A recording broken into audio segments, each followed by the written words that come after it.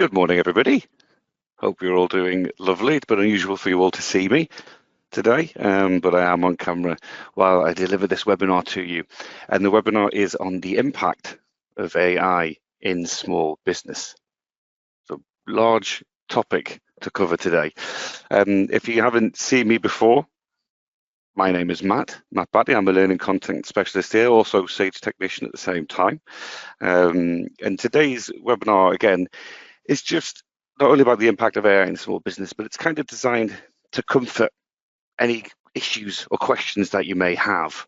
Okay, so straight from the start, I'll say that we're going to be covering a really large scope AI, and we're just going to break it down into little sections for you. You'll get a lot from some sections, you may get very little from others.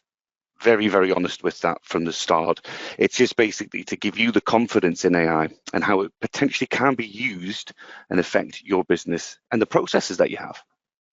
But before I go into the contents and everything, let's go over the rules. So today's housekeeping.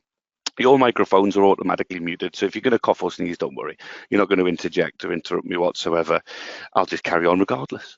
There is a handout available to download, attached to the webinar, one in full color and one in black and white. So if you're like me and you like to print things off and still write on them, you've got that option. But I would 100% download that now, because there's links to what I'm going to be talking about, external websites, etc., things that you can use in the future. So please, if anything, download that handout now, and then it's done. You don't have to worry about it.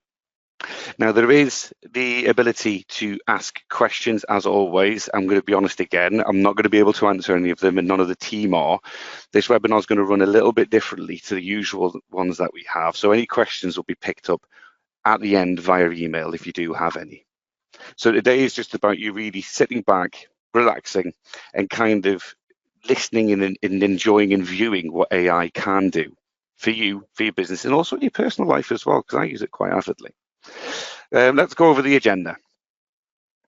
So first off, we're going to have a look at what is artificial intelligence, or AI, as everybody calls it now. The types of AI that are available, again, not the expansive list and the all-encompassing list, but the ones that are important. We're also going to be looking at how small businesses are currently using AI and integrating it into their processes to make their days a bit quicker. The all-important question, is AI safe? So again, I'm going to be addressing a few elephants in the room today, and I'm going to do that as a point because I think that's what's best in this scenario, is just brazen honesty about AI and its capabilities and what it can do, because we're in an ever-changing landscape of technology at the moment. Things are moving fast. So I think that honest approach to, is AI safe, is going to be a key point of this webinar as well. Then, should you be using AI? That's ultimately a question for you, but I'm going to kind of go through the pros and cons of it, and then we're going to look into the future. So what does the future hold? Now, elephant number one, I'm going to address straight away, is this is not a Sage Copilot webinar. I'm going to be mentioning Sage Copilot, obviously, and I'll be giving you resources and information on it. But again, this webinar is designed just to answer the questions that have come in from our customer base. Things that you've already mentioned that have been put forward to us. We've listened to it, and this is the initial response. Feedback on this webinar is going to be imperative, and you're going to be having that opportunity at the end to complete a survey.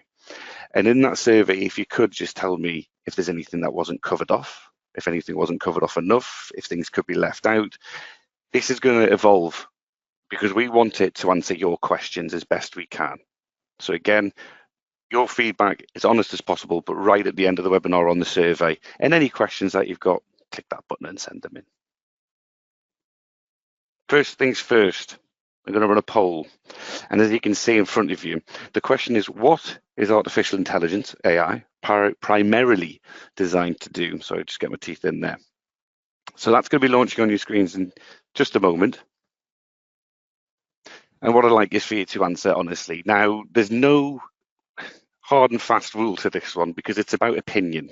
At the end of the day, it's what do you think it's designed for? I'm going to tell you what it was designed for and what it is functionally there for. But again, a bit of opinion from you, if that's okay. So is it there to solve specific problems and automate tasks?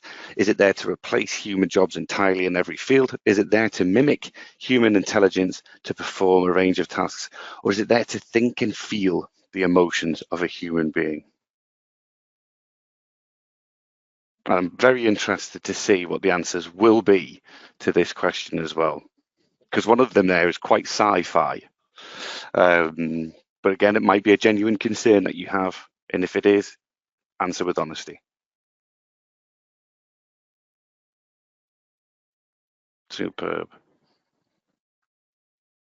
So around about 70% of people have answered that poll. So I'm going to bring that to a sharp close, and I'm going to share with you the responses that we've got. And I'm really impressed with the responses that we've got on that one. So as you can see, 9% is only to solve specific problems humans cannot. And we've got 91% is mimic human intelligence to perform a range of tasks. Well, the majority of you, I've got to say, were correct on that one. So AI is the ability of machines to perform tasks that typically require human intelligence. This includes understanding language, recognizing patterns, solving problems, and even making decisions. So absolutely fantastic that nobody put the option of AI is here to take over, because it isn't here to take over and replace humans like in the Matrix. Much like we use a calculator to work out large sums, we now use AI to speed up and quicken up the processes that we have. And that's what it's all designed for. It is no greater intelligence than a human. It can't, because it relies on the data that humans have created. It's there to speed things up. And now, as covered in the contents, let's have a quick look at the evolution of AI before I go into that a bit in more detail. So this is not the all-encompassing, it's just the major milestones in AI. The Turing test was introduced as early as the 50s. So that's Alan Turing, played brilliantly by Benedict Cumberbatch, as I call him in that film, Imitation Game. But that was the creation of it, the inception of AI, and it proposed a method to evaluate a machine's ability to exhibit intelligent behavior, which was indistinguishable from that of a human. Moving on again in the 50s, the Dartmouth Conference. I'm not going to read all these out because I'm sure that you'll be downloading the handout and glossing through them. Then 1997, Deep Blue defeats Kasparov, Garry Kasparov. If you're a chess fan like I am, that was a shock to the world. And even Magnus Carlsen, the current greatest, highest rated chess player, struggles against AI and admits that openly. 2012, the rise of deep learning, which we'll cover as well. So enabling machines to learn from vast amounts of data, again, created by humans, feeding AI that kind of data, leading to breakthroughs in various applications. For example, 2023, ChatGPT. So human interactions with software, absolutely fantastic. So that's the complete timeline with the milestones. Now, if I was, for example, we were using before AI to speed up processes, if I was to give you a calculation, so 2 times 2 equals 4, we can work that out pretty quickly. Okay, give the same equation to AI and it's going to work it out roughly at the same speed. Now, if I was to slightly change that equation, slightly, to 81,645 times 3, a human would be able to calculate that, not a problem at all. However, AI would do it quicker, the calculator. And then if we complicated it even more, and we asked it 81,645 times 3, give me the closest square root divisible by 3, and then multiply that by a number to make the resulting number 999,999,999, a human could work that out. Absolutely could. AI is just going to do it quicker. That's about it. That's the main difference. So AI is not more intelligent than any human being. It's just faster at processing given the information we've fed it. So another poll here is I'm going to launch. It's all about the frequency in which you use AI currently in your day-to-day, because there's going to be different experience levels in the audience in front of me. So the question is going to be, how often do you use AI technology for business or your personal life? So just pick one that's applicable to you. The options you're going to have are I use it daily in my business or personal life. I've dabbled with it, but not too much. I know a little bit, but haven't used it yet, or I'm brand new to AI. Again, I'm expecting a really varied range when it comes to these answers.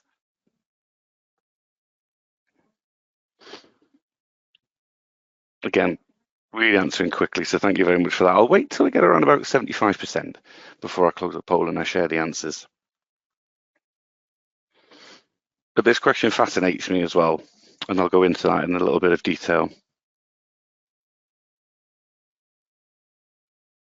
Brilliant. So I'm going to close the poll now, last few seconds.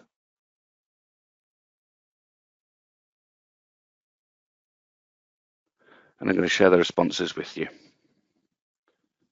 So as you can see, 20% use AI daily. I'm expecting that number to increase once we talk about where AI is currently. 39%, I've dabbled with it, but not too much. 19%, sorry, I know a little, but haven't really used it yet. And 23% say I'm brand new to AI, which is fantastic, perfect for this webinar, just to give you that confidence and that kind of reassurance. So I mentioned I'm expecting, I use it daily in my business personal life, which was 20%. I'm expecting that to increase if I was to ask that question again. Let's go into the types of AI and I'll give you a bit of a background into why I think that would increase. So these are the three main types of AI. There's tens of types of artificial intelligence, but these are the three main ones that we're going to be looking at. So machine learning, natural language processing, and computer vision. You may not have heard of the last two before. Machine learning is quite popular, as we'll go into. But to break them down a bit, machine learning first, this is all about systems that learn from data to identify patterns and make decisions without explicit programming. So exactly what it says on the tin, machine learning. Your virtual assistants, Siri, Alexa, Google Assistant, they use machine learning to understand your voice commands, to interpret natural language, inflections and tones, accents even, and they provide tailored responses to perform the tasks. To go away, Siri, what's the weather? Or in a Cockney or Geordie accent, Siri, what's the weather? It's the same question, asked slightly differently. They'll ferry away, get the information, deliver it back to you, using machine learning. Fraud detection. Banks and financial institutions now, you've probably get it before, they use machines to spot suspicious transactions on your account. So it's not a human looking through your digital statements and suddenly says, oh, hang on a minute, Matt's just spent £150 in Body Shop. He never does that. I'll give him a call. It's a machine that's picked that up. It doesn't match the algorithm of what my usual spending is. So again, machine is learning about what I'm doing and then flagging it as potential fraud. Healthcare is used in imaging to identify anomalies and scans, things that potentially the human eye may miss. You've got a more regimented view of the same picture using artificial intelligence. Self-driving cars. There's a particular famous brand. I've gone with Volvo on there. Autonomous vehicles use machine learning to identify road signs, detect pedestrians, see how far the car in front of you is, and make decisions about your navigation. So when Google Maps, for instance, says, actually, turn right here, there's traffic up ahead, it's learned and it's giving you the response. And the most obvious one, which I never knew before I started doing the research into this, was spam filtering. So your Outlook, your Gmail, if you tell it, I don't like this email, you don't have to tell it every single time. It's learned. You've taught it something so that when an email comes in from that origin again, it sends it to spam or junk or to a particular folder that you want it to go to. This is all a form of AI. So automatically, a lot of you probably, as that 20% is probably increased now to around about 50% at least, I think, because you are using it just unknowingly at the moment. Natural language processing, NLP for short, that's a branch of AI that helps computers understand and interact with human language effectively. So again, like your Siris, like your Google Assistants, you've got chatbots that take in what you're saying, learn from it, and then process using the language that's been fed to it. You've got machine translation tools like Quillbot that will take text and translate it to what you want it to be translated to and convert from different languages toing and froing.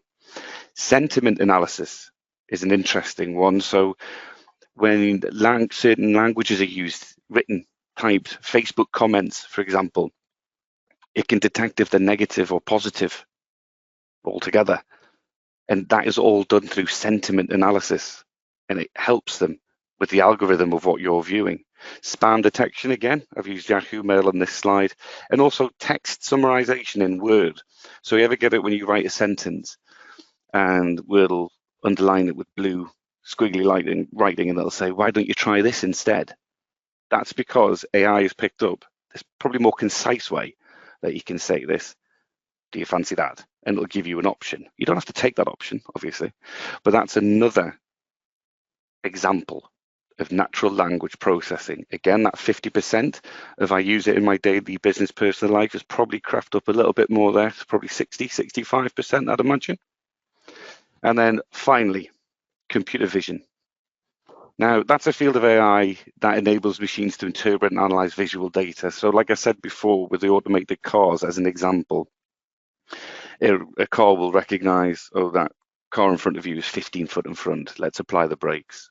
It's using cameras, it's using its computer vision to build up a landscape of what's in front of it, and then feeding the information back to your car, which is then fed back to you as the human, who then makes the decision and the control, unless it's automated, and it will make that decision for you. So the element of trust is in there. But computer vision, again, ever growing, and it's changing throughout. What I would recommend is download the slides, and you can do a little bit of revision as well, because there's nothing better than doing your own research into these topics, I think.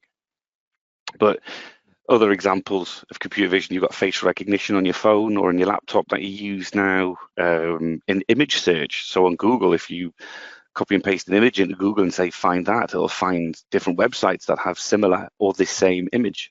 Again, using computer vision. Now, the next slide, we're going to be talking about generative AI. And as you can guess, that's all about generating. It's about creating. And it's up to you how you use these tools. I'm going to demonstrate them in a kind of outside of work way, but it doesn't mean it's not applicable to what you're going to do within your small business. I'll delve into that a bit more as well. But as you can see, there is some examples of websites there. Suno.com, and then Microsoft Copilot, which is obviously different to Sage Copilot. We're going to be looking at Microsoft Copilot today as well. Now, Suno.com, it's a public website that you can sign up to, and you create songs on it using AI. You feed it information, for example, a topic that you want to cover, the style of music, the gender of singer that you want, the speed, if you want it to be instrumental. You do all these things with Suno. Let me just bring up the website for you here. So you should be able to see that, I imagine, in front of you. And this is the website. Now, I'm not going to do any creation or anything while we're in here, but you would simply click create, type in what you wanted into this section here, and away you go. Suno will then take whatever it is that you've input and create a song for that occasion. Now, bit of a personal one here. My son, Harry, is currently obsessed with Hoovers and laundry machines, washing machines. He calls them laundry machines. So what I did is I created a song for him, and he loves green Hoovers and purple washing machines. That's his thing at the moment.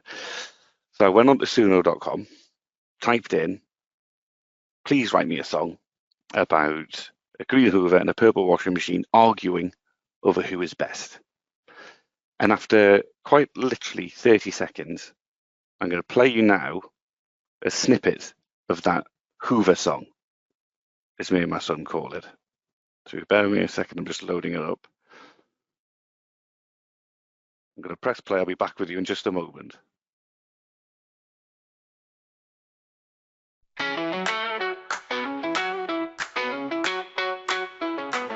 Green Hoover hums with a mighty roar, says I'm the king of the cleaning floor. Purple washer spins with a bubbly glee, says I'm the queen of the laundry spree. Who's the best in this house tonight?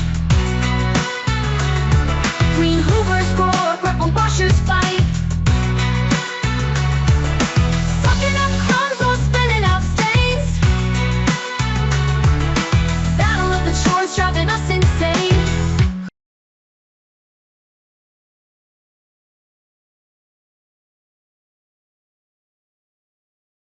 the #1 smash hit, Hoover versus washing machine. I hope you're all dancing along to that one. Soon to be released soon, Matt Batty Records. But that's just a little bit of fun. With that Suno, you could create maybe, I don't know, a marketing song, and you could send it to one of your suppliers or customers if you went to Suno.com. You do have to have a commercial license in order to do that, but again, I don't work for Suno, so I'm not going to go too far into that. But just have a bit of a play around with it. And then with my soon-to-be 3-year-old, we decided to make album art.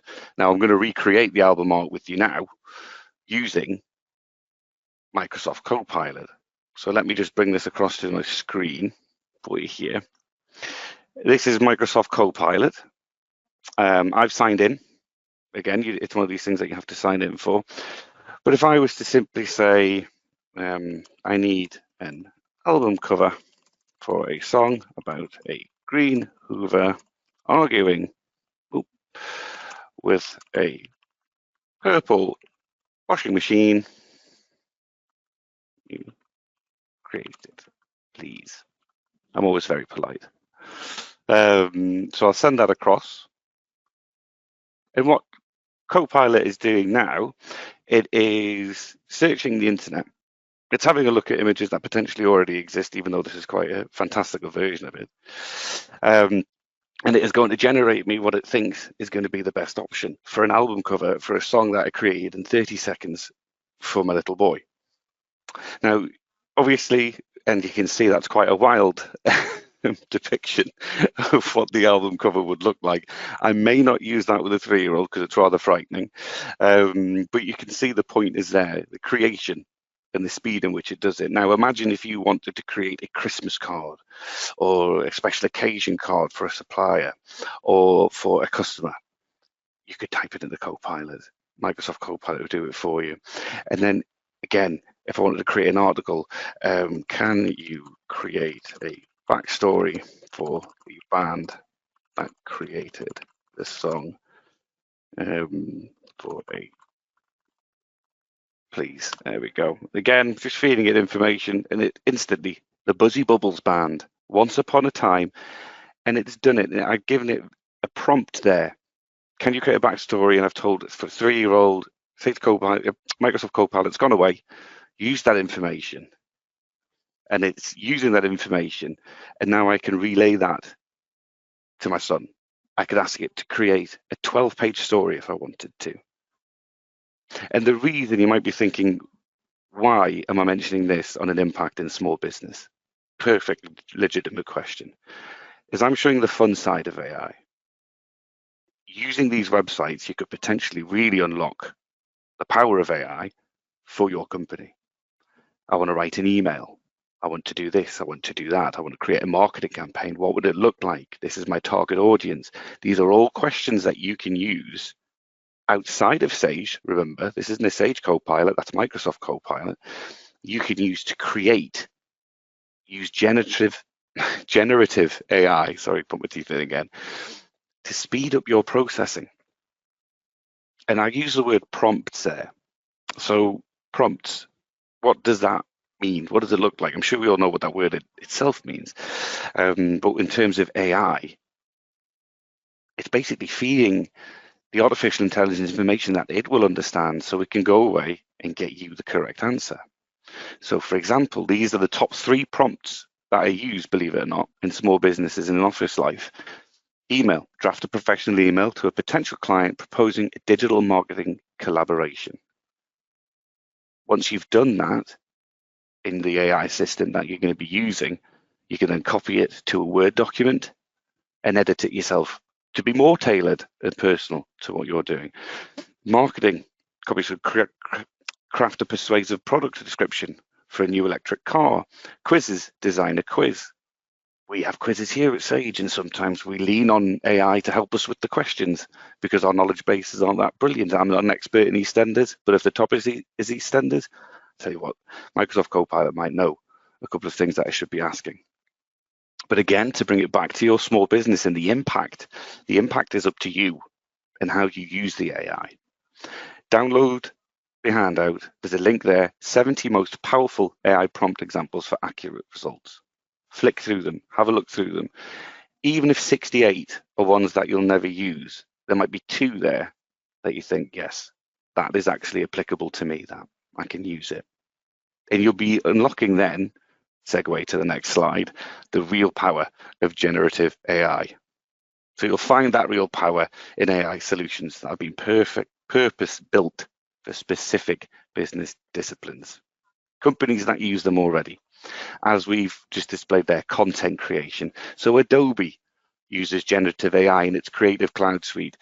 It's when you use your phone and you remove red eye or you remove somebody from a picture that you can do nowadays with certain models of Samsung and Apple. Customer services. So again, incorporated into business. With your customer services, you've got a management system, I'll call it Salesforce, and what that uses is what it calls Einstein AI to automate responses to questions that it gets from customers, and also uses it to detect tone as well, I believe, of responses. You've got marketing section called HubSpot. It uses generative AI to create personalized marketing content and automate email campaigns. Again, automating it, giving you that time to focus on your business, which is all what we want to do. We want tasks to be quicker so we can move on to the next one, let's be honest. Product development, again, and sales forecasting, IBM uses generative AI in its Watson platform to analyze sales data and generate accurate sales forecasts. So again, it's all out there already. Just gonna have a quick look here.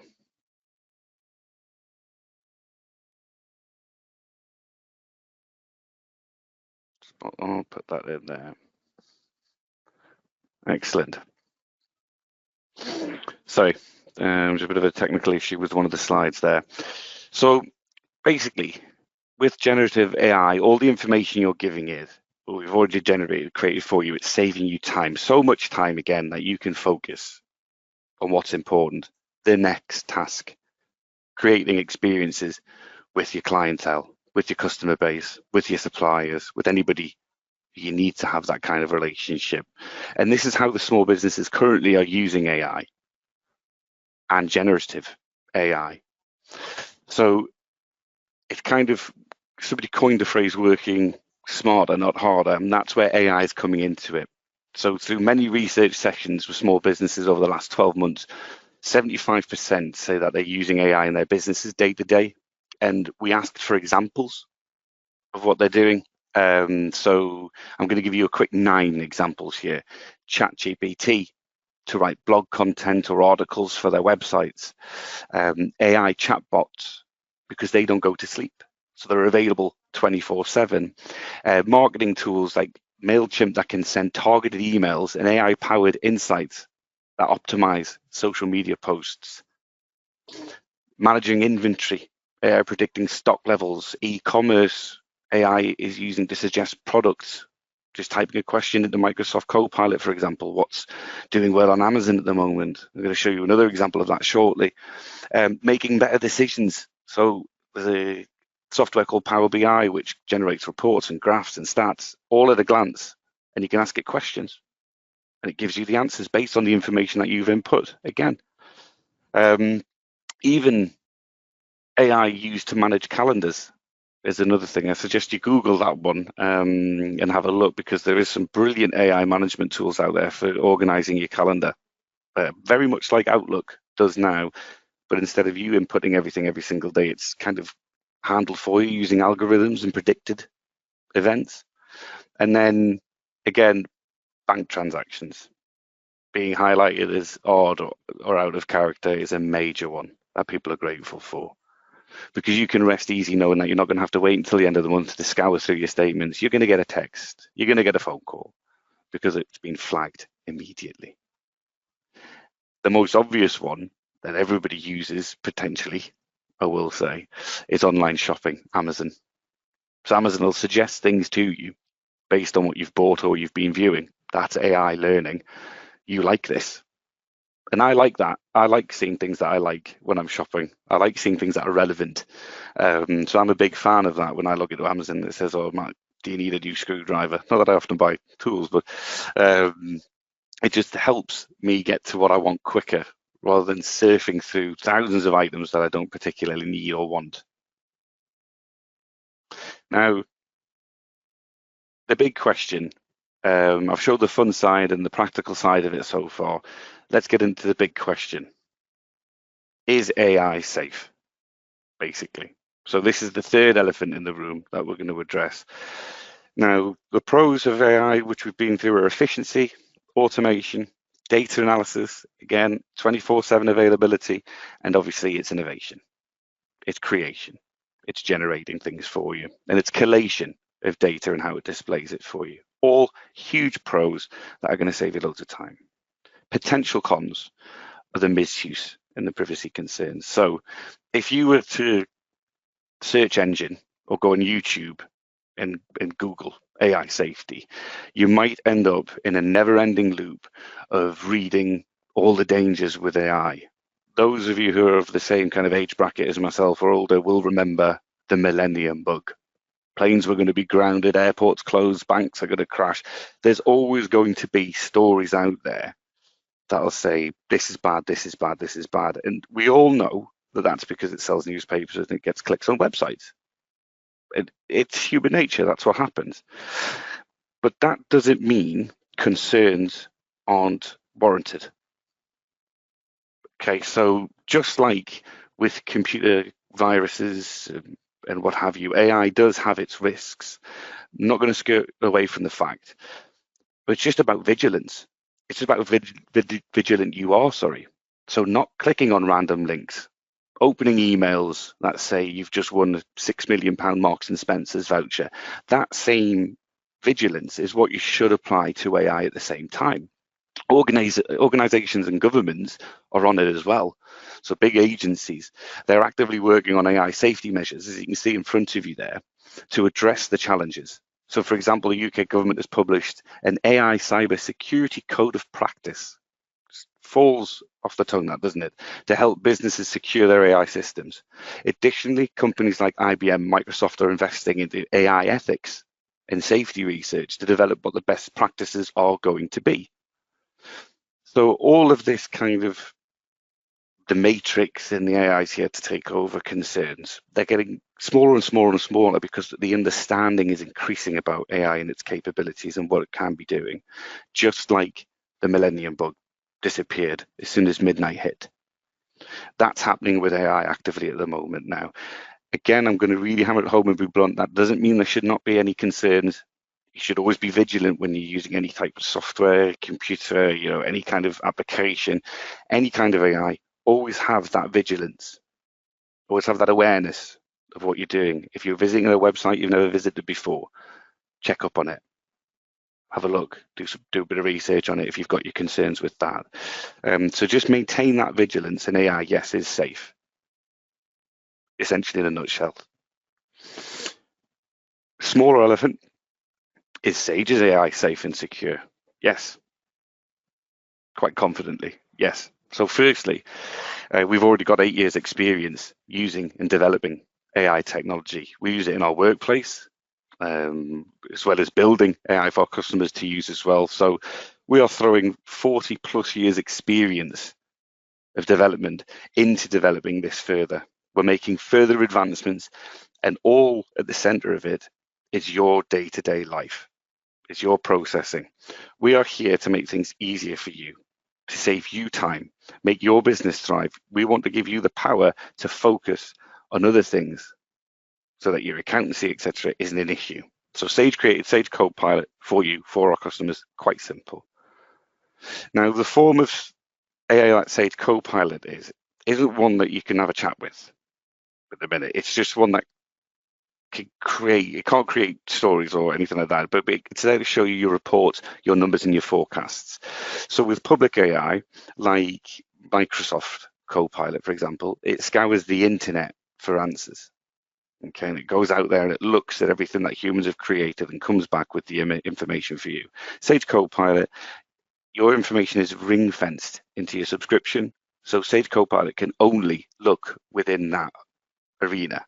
It can only look at your input that you've input into it. It can't go anywhere else. So it's using the data that you've given it in order to give you answers that you want quicker. So that's why I say it's safe and secure, is because it's all just in the program for you. Remember Clippy from Microsoft Word, that little paperclip that will pop up and say, would you like to write a CV? Or it looks like you're writing a letter. Do you want a hand? Well, imagine that, but more advanced in your data, able to get you information, click of a button. And that's in your accountancy software. You can pull information from anywhere. That's Sage Copilot, loads of information on it. Now, this isn't a Sage Copilot webinar. I said that at the start, and I maintain that. We do have one running, a dedicated Sage Copilot webinar. So if you do have any questions about that particular aspect of the software, the arena for that is going to be there. And as I said at the start of this webinar, this isn't the arena for that. This is more about AI with a reference towards Sage, obviously, because that's why we're here. So in summation, yes, it's safe to use. It's only using the data that you give it. That's it. Now, next question. Should I really be using AI? That's the $1 million question. My answer, without bias, I will say, is absolutely. Just through the demonstrations that I showed you there, you can see how quick AI is at doing things. That song would have taken me personally 3 years to write, and I probably would have split up with musical differences with myself over the artistic direction of it. But AI did it in 30 seconds. So yes, if you wanted to create a jingle to send to a supplier, you know, a little light-hearted, oh, your bill is due, then you could do if you wanted to. Again, using it professionally to create emails, draft letters, it's going to speed everything up for you. So it's like having a personal assistant there who's not taking a break, who's not going to sleep, and who's going to be there as soon as you turn your PC on, or on your phone even. Now, I must say that isn't a have to use AI. I'm not saying that at all. The message is quite simply, I think, as I wrote on the slide here, why would you write a letter, stick it in an envelope, put a stamp on it, post it, wait for it to be delivered when you could just send an email? That's the difference, essentially, for me, is the speed in which the process is done. Both are the same outcome, but one's a lot quicker than the other. And bringing that into your small business can save you that time and give you, again, harping on about it, but give you that focus to look at other things, look at other aspects. So you can save time by automating your repetitive tasks. There's already options within Sage that help you do that. Providing insights through data analysis to better understand your business. Sage 50 accounts, you've got dashboard there. Shows you information at a glance. Abby, my colleague, does a fantastic webinar on that, on dashboards. And it seems a bit of a contradiction here saying humanize your work when referring to AI. But the point of that is you're enhancing your customer experiences. Maybe by using AI, it's giving you more of an opportunity to deal with things and give your input, humanizing it. So you're using AI as a tool in order to break down barriers, handle repetitive, mundane tasks that tie you to the desk, get you out and about somewhere, and keep that personal touch intact. And again, better understanding your business is all about the reporting aspect of what AI can provide for you and what it can do. We've got a direct quote to show you next, and this is from Simone Devereux, as you can see, Managing Director at Solo Search Recruitment Solutions. And it says, as a small business, the time-saving efficiencies we gain from using the AI feature for purchase automation in Sage Accounting are brilliant. We couldn't live without it now, as it gives us much more time to spend concentrating on making the most effective decisions for the business. Again, not going to go into the specifics of the purchase automation that we have. The webinar's not about that. Just an insight into what customers are already benefiting from. And based on what we've discussed there, I'm going to ask you another question now, if it's okay with you all. And that question is what's in front of you. So based on, essentially, what we've discussed, what are your area of your business, sorry, spelling error there. What area of your business would you see yourself benefiting from AI assistance? Where do you think you could use it? Now, this is multiple choice, so I'm not going to restrict you to one, but it'd be just interesting to see whereabouts you would think you'd be able to use it best. Again, I'll wait until around about 70% have answered, just so that we've got a good mix of data that we can have a look at. So you just click one, or two, or three, or four, or all five. It's up to you. But customer service, marketing, sales, admin, operations, your finances or accounting, and your recruitment and HR as well. These are all areas where AI can have massive influences for you.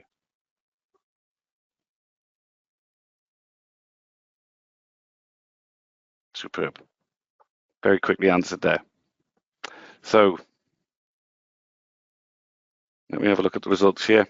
31% customer service, 48% marketing or sales, 75% admin or operations, 80% finances and accounting. That's not a surprise, given the company that we are here with, and 25% recruitment and HR. Brilliant. Good spread. Excellent. And what we see with admin and operations and the finances and accounting especially is with your Sage Copilot. And again, to go into it, Sage Copilot, AI-powered productivity assistant designed to help you get more of your jobs done across your business with less effort. And it gives you confidence in how the AI is there. What can it do? Well, it gives you financial insights, so you'll know your business inside out. Personal high-value insights across your sales invoices, quotes and estimates, and purchases of money going in and out. Feedback that we've had from customers on that, finding the insights, super helpful, as it prompts things that you may not have time to think about or have noticed before.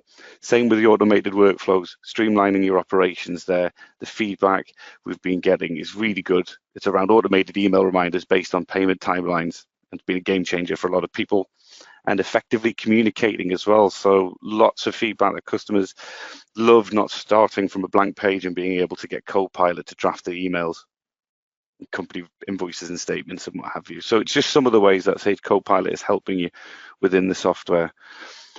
What I would do again is I'd go to the dedicated Copilot webinar held by Michael, key member of the team, obviously massive Sage brain, and that is, I'm going to release the date for that for you in just a moment. I'll show you how you can sign up for that one. I believe that is going to be on Friday, but we'll have a look. In fact, what we'll do is we'll have a look now. So, there we are. Apologies for the pause here. So, if you go to sage.co.uk/webinars, you'll see it here. Currently, we're doing the VAT Proficiency 2025 badge, but less of that. Get started with Sage Copilot. It's Thursday, 19th, 11 a.m. with Michael.